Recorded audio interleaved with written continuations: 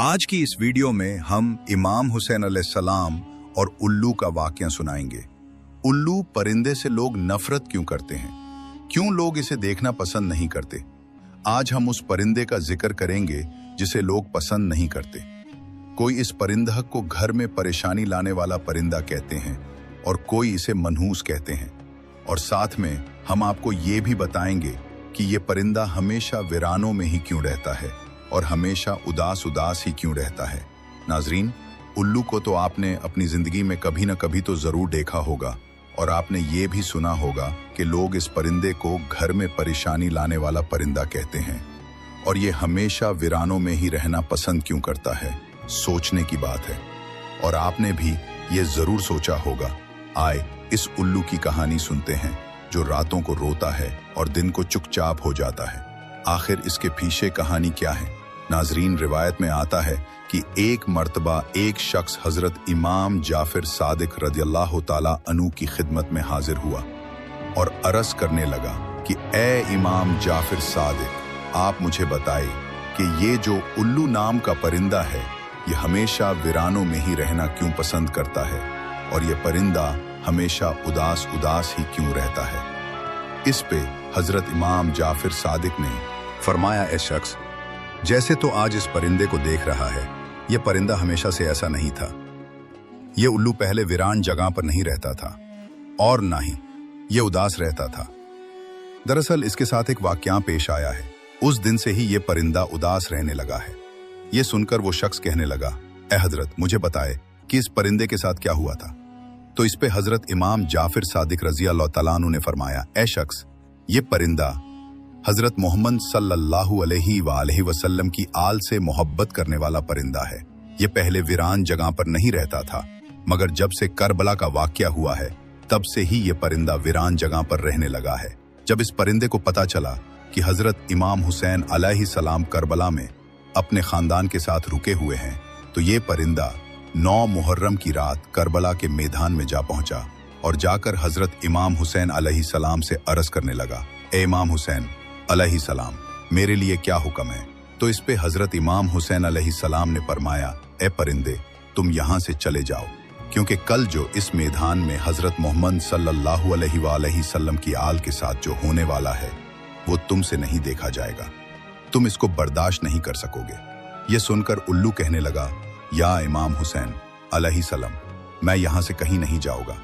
जब वो परिंदा जिद करने लगा तो हजरत इमाम हुसैन अलैहिस्सलाम ने उस परिंदे को वहां रुकने की इजाजत दे दी। उसके बाद इस परिंदे ने करबला में जो वाकया हुआ वो अपनी आंखों से देखा। जब यजीद ने हजरत इमाम हुसैन और उनके साथियों पर जुल्म ढाए तो इस उल्लू ने अपनी आंखों से देखे जब हजरत इमाम हुसैन अलैहिस्सलाम को शहीद कर दिया गया।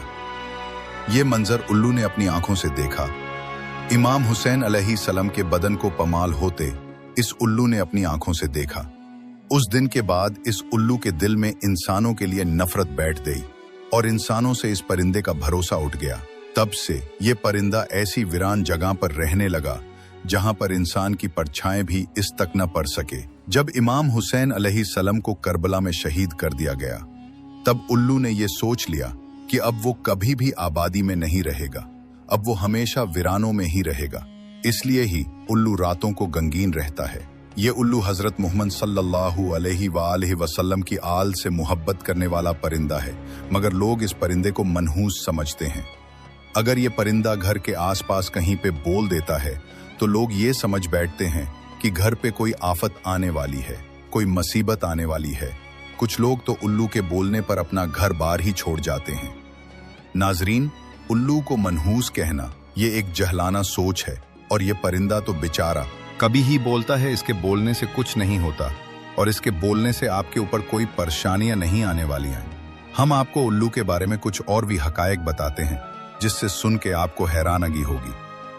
दुनिया में कोई 250 इकसाम के उल्लू पाए जाते हैं, मगर इनकी पूरी कौम को 2 खास कबीलों में बांटा गया है, एक बरान उल्लू और दूसरा आम उल्लू। नाज़रीन, याद रहे कि चूहे, कीड़े मकोड़े, मक्खियां वगैरह इंसानों के दुश्मन होते हैं।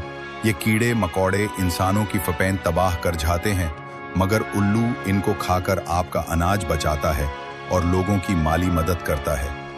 इसे लोगों का करोड़ों का नुकसान होने से बच जाता है, मगर उल्लू इनको खाकर आपका अनाज बचाता है और लोगों की माली मदद करता है। इससे लोगों का करोड़ों का नुकसान होने से बच जाता है, इसलिए उल्लू इंसानों का दोस्त कहलाता है।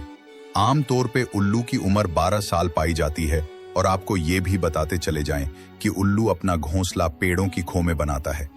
इसके अलावा ये परिंदा वीरान जगहों पर भी अपना घोंसला बनाता है। नाजरीन, एक बात और भी आपको बताते चले जाएं कि दीगर बातों के अलावा इंसान को मुखातिब करते हुए लोग ये बात भी कहते हैं कि उल्लू की तरह दीदें दिखा रहे हो, उल्लू का पठा न हो, तो इस तरह की बातें कहते हैं। हालांकि उल्लू तो अपनी आंखों को गुवाने से ही मंजूर होता है, पर दूसरे परिंदों की निस्बत बहुत हल्के और मुलायम होते हैं।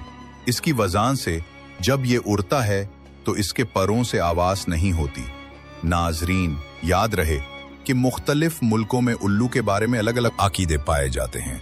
जैसे बरतानिया में उल्लू के बोलने की आवाज या रोने से मनहूस समझा जाता है।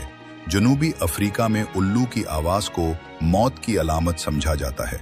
कनाडा में 3 दिन लगातार उल्लू के बोलने से किसी के मरने की अलामत समझी जाती है। अमेरिका में भी ज्यादातर उल्लू का देखा जाना मनहूस समझा जाता है।